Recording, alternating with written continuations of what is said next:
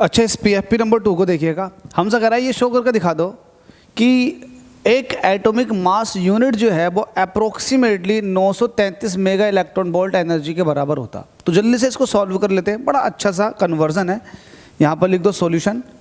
आपको किसको कन्वर्ट करना है, आपसे कह रहा है एक एटॉमिक मास यूनिट, तो आपको बताओ 1 AMU जिसको आप एटॉमिक मास यूनिट कहते हैं उसकी वैल्यू कितनी होती है 1.66 × 10⁻⁻27 किलोग्राम। ठीक है, ये आपके पास एक एटॉमिक मास यूनिट है, इसको आपको मेगा इलेक्ट्रॉन वोल्ट, अब ये एनर्जी है तो पहले आप ये देख लें कि ये मास जो है वो कितनी एनर्जी के इक्वल है। तो आप इसको ऐसे कह सकते हैं कि energy equivalent to the 1 AMU, ये कितना हो जाएगा। तो आपको जब भी एनर्जी निकालनी हो तो मास की c² के साथ मल्टीप्लाई कर दो, क्योंकि एनर्जी का फॉर्मूला होता है E = mc²। तो आपके पास मास गिवन है 1.66 × 10⁻⁻27 किलोग्राम। आपको c² से इसके अंदर मल्टीप्लाई कर देना, c² की वैल्यू होती है 9 × 10⁻16। ठीक है, अभी जो एनर्जी आई है आपके पास, ये एनर्जी जूल में आई है। ठीक है, अब आपको कन्वर्ट किस में करनी है, मेगा इलेक्ट्रॉन वोल्ट में।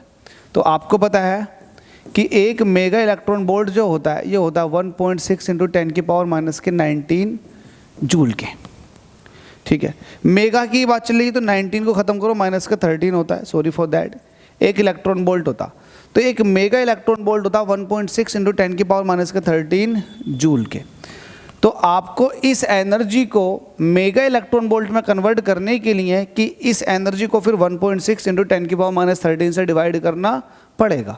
तो डिवाइड कर लो, एनर्जी कितनी हो जाएगी 1.66 × 10⁻⁻27 और नीचे कितना है 1.6 × 10⁻⁻13। ऊपर 9 भी है, ऊपर 16 भी है। ठीक है, डिवाइड कर दो, वैल्यू देख लो वैल्यू कितनी आ रही है। ठीक है भाई, अगर आप इसको देखेंगे 1.66 को देखेंगे तो आप ये देखें कि डेसिमल के बाद 2 डिजिट हैं, डेसिमल के बाद 1 डिजिट है, तो 1 डिजिट बढ़ा करके आप डेसिमल को डेसिमल से हटा दें तो आपके पास वैल्यू क्या आ जाएगी 166 × 9 × 10 की पावर। अब देखो 16 ये है और -27 ये है। तो पहली बात तो ये है कि नीचे का 10 की पावर -13 जो है ऊपर जाकर 10 की पावर +13 हो जाएगा। तो +13 और +16 मिला करके ये 29 हो जाएगा और -27 पहले से ही था तो 10 की पावर 2 रह जाएगा। तो पावर तीनों मैनेज हो गई। 166 डिवाइडेड बाय 160 ये अपने आप में एक अलग चीज़ और 9 ये अपने आप में अलग चीज़, 10 की पावर 2। ठीक है, और थोड़ा सा सिंप्लीफिकेशन इसका कर लेते हैं। अगर आप एक 0 से पावर को ख़त्म कर देंगे तो आपके पास बचेगा, पावर ख़त्म हो जाएगी क्योंकि 100 है, 100 का मतलब होता है 10 की पावर 2। ठीक है, तो आपने 0 हटा दिया तो यहाँ पर सिर्फ 10 बचेगा।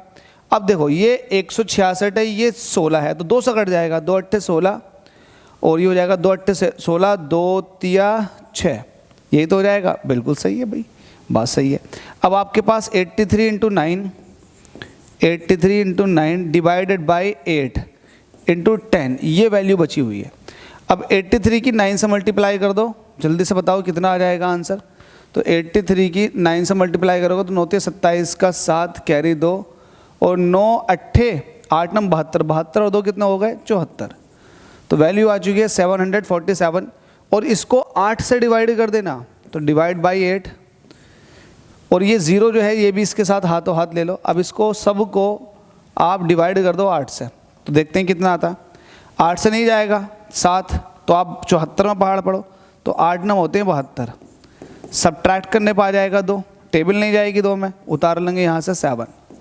तो 8 3 24 होते हैं और 8 चौके 32 बहुत ज़्यादा हो जाएगा तो 3 बचा, 3 उतार लिया। अब 3 में नहीं जाएगा टेबल, आपने ऊपर से फिर से आपने 0 उतार लिया तो 8 3 24, फिर से 24 लगा दो, सब्ट्रैक्ट करने पर यहाँ से कितने बचेंगे 6 बचेंगे, पॉइंट लगा दो 0। 8 9 72 तो 8 7 56 होते हैं तो 933.7 आ गया। तो वैल्यू आ चुकी है 933.7 मेगा इलेक्ट्रॉन वोल्ट। तो ये आपके पास आया है। देखो ये एक AMU इतनी एनर्जी के इक्विवेलेंट आ चुका है। तो यही तो आपसे पूछा था कि एक AMU किसके बराबर है, तो 933.7 मेगा इलेक्ट्रॉन वोल्ट के। तो ये वाली बात याद रहे, और यही आपसे पूछा गया था, ये लगभग 933 मेगा इलेक्ट्रॉन वोल्ट का आएगा, तो 933 से थोड़ा सा ज़्यादा आ रहा है, तो ये कोई ज़्यादा में ज़्यादा नहीं है, लेकिन एग्जैक्ट कैलकुलेशन से आ रहा है। तो ये तो अप्रोक्सीमेट कर रहे हैं, हम एग्जैक्टली कह रहे हैं 933.7 मेगा इलेक्ट्रॉन वोल्ट के बराबर आ जाएगा। तो होप सो ये एक बेसिक सा क्वेश्चन आपके समझ में आ गया होगा। अगले PFP की तरफ को चलते हैं। Thank you.